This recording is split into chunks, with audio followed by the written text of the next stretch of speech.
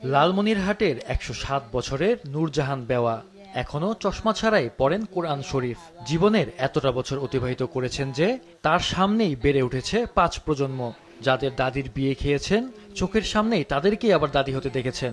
পরিবার এবং আশপাশের মানুষের জীবনে ঘটে যাওয়া কত কিছুরই তিনি সাক্ষী হয়ে এখনো বেঁচে আছেন।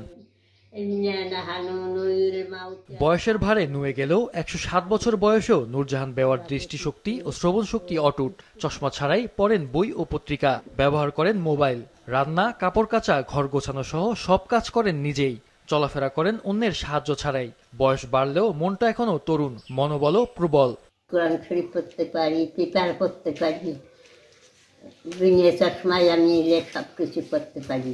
ভাত রান্না করতে পারি, কাপড় কাচতে পারি। হয়তো কাল কাপড় কাচি নাড়ি দিয়ে রাখছি, আমি নিজ হাতে ভাত খাইতে পারি। লালমনিরহাটের আদিতমারির মহিষখোঁচা ইউনিয়নের বাসিন্দা মরহুম মহির খানের স্ত্রী নূরজাহান বেওয়ার জন্ম বাংলা ১৩২৫ সালের মাঘ মাসে। এই বয়সেও তিনি সুস্থ, রোগবালাইহীন ও স্বাভাবিকভাবে চলাফেরা করেন। আমার মায়ের বয়স ১০০ পার হয়ে গেছে, কিন্তু আমার মা সবকিছু নিজের হাতে সবকিছু করে। বিছানাপত্র, ঘর ঝাড়ু দেওয়া, কাপড় কাচা, সবকিছু নিজে, খাওয়া, সবকিছু তার নিজে করে। আমার মার বয়স হইলেও আমাদের ভাই বোনেরা তো কেউ নাই এখানে, ওই কাজের মানুষ দেখাশোনা করে, আর আমি মাঝে মধ্যে আসি।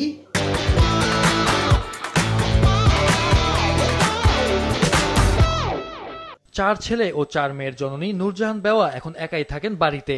সন্তানরা বৃদ্ধ হলেও জীবিকার তাগিদে কেউ থাকেন না তার সঙ্গে। তবে মায়ের দেখভালের জন্য রেখেছেন একজন নারী ও একজন পুরুষকে। ঘড়ির সময় সেটাও ধরতে পারে এবং দেখা শুনে তারপরে হাঁটা এবং ৫ ওয়াক্ত নামাজ পড়ে, সব সমাজ জন্য আল্লাহর কালাম তেলাওয়াত করে।